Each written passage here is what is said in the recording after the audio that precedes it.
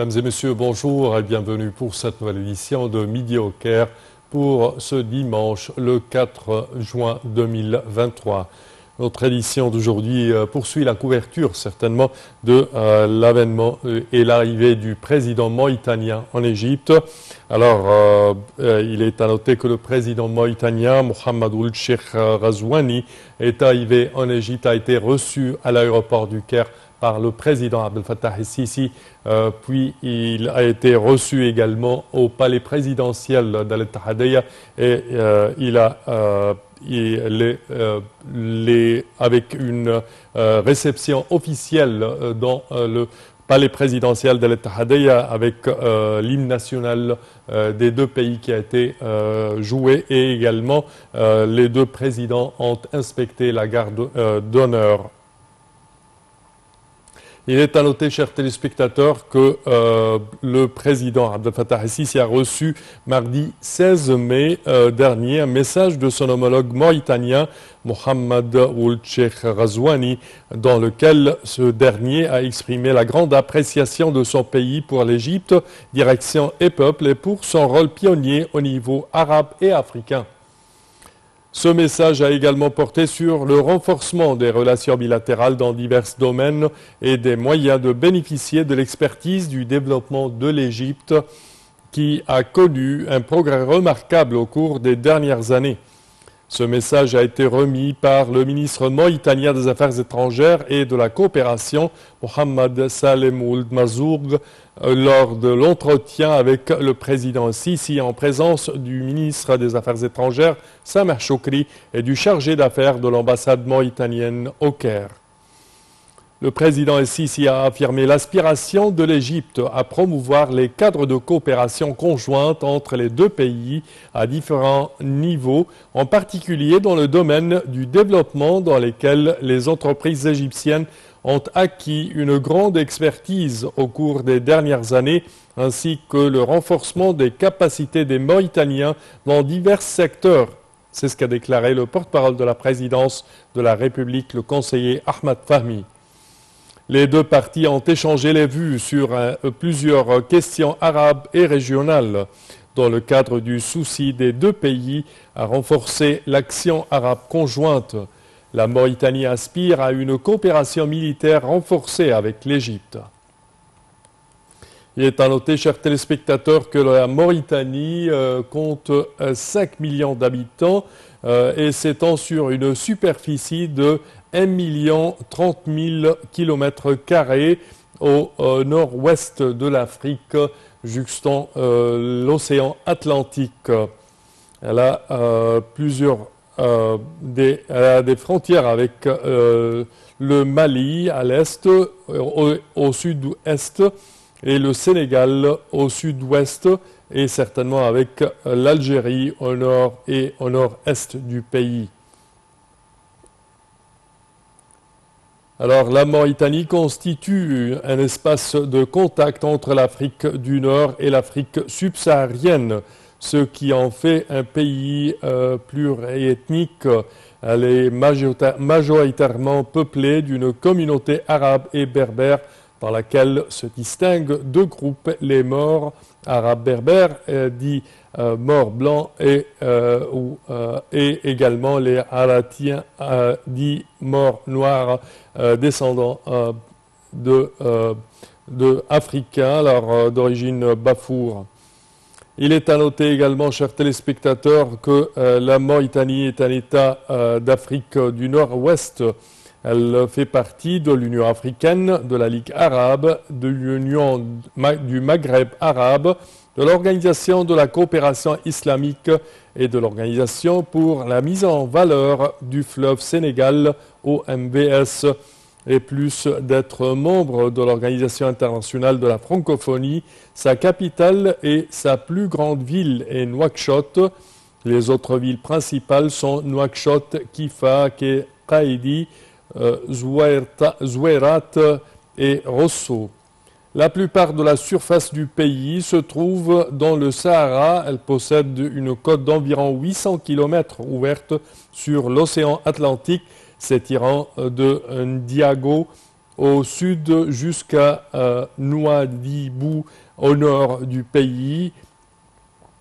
Au nord, elle est limitrophe du Sahara occidental revendiqué par le Maroc et la République arabe sahraoui démocratique, de l'Algérie du nord au nord-est, du Mali à l'est et du sud-est et du Sénégal au sud-ouest. Et à présent, mesdames et messieurs, une petite pause, on vous retrouve tout de suite après.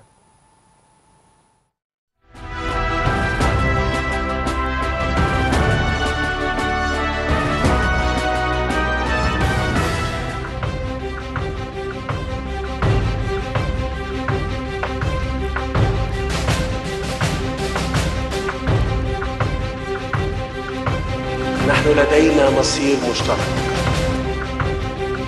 مصر تسلمت الرئاسة الدورية للاتحاد الإفريقي لعام 2019 وتتطلع كعادتها دوما للتعبير عن شواغل الشعوب الإفريقية الشقيقة الرامية لتحقيق الاستقرار والتقدم ودفع عجلة التنمية قدما.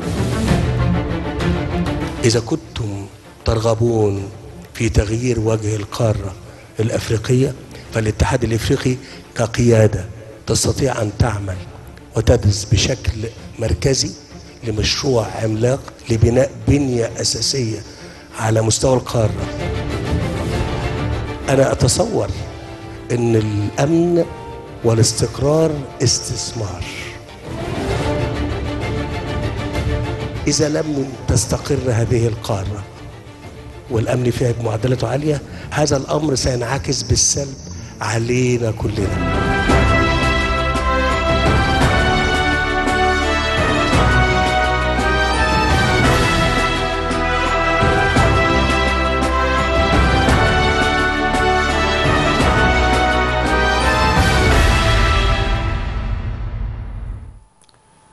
Et, chers téléspectateurs, la première dame d'Égypte a accompagné la première dame des États-Unis, Mme Jill Biden, à l'aéroport au terme de sa visite en Égypte, deuxième étape d'une tournée qui l'avait conduit d'abord en Jordanie, où elle a assisté au mariage du prince héritier de la Jordanie.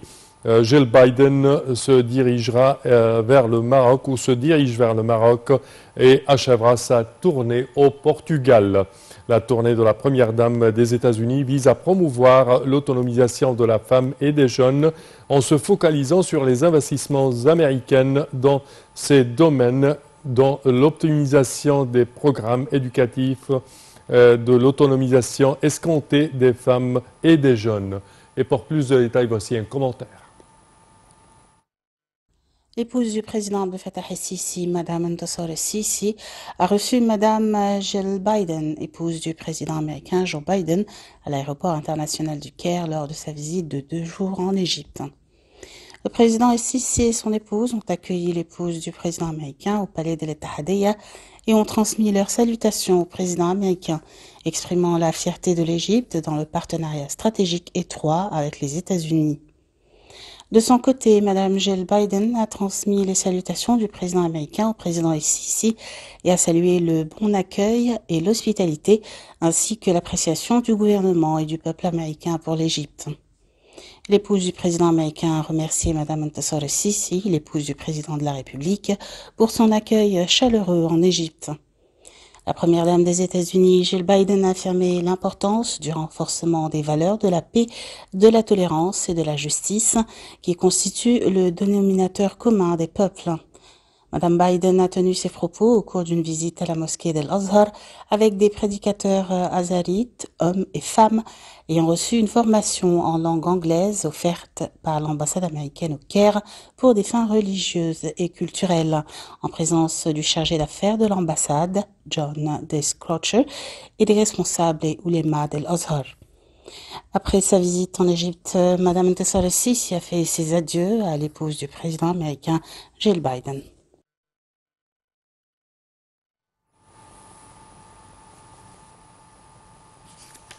Et le Premier ministre, Dr Moustapha Madbouli, a entamé hier une visite d'inspection à un nombre de projets au gouvernorat d'Alexandrie sur la côte nord.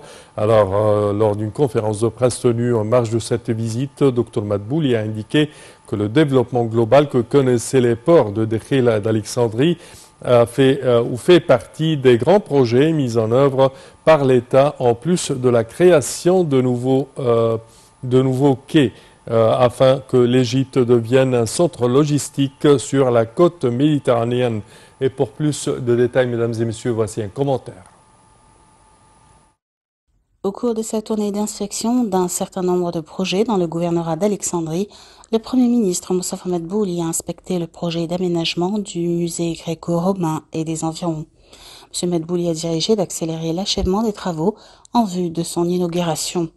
Il a souligné que cet édifice témoignait de la richesse et de la diversité de la civilisation égyptienne, expliquant que cela s'inscrit dans le cadre de l'attachement de l'État à le développer pour y faire une partie d'un plan global visant à promouvoir les destinations touristiques et archéologiques en Égypte comme point d'attraction pour les visiteurs et les touristes. Le chef du gouvernement a également dirigé la mise en œuvre des travaux de restauration des différents bâtiments surplombant le musée, ainsi que la mise en place de l'éclairage. Moustapha Madbouli a également inspecté le tunnel et les ponts de Sedet et la nouvelle passerelle touristique de Miami.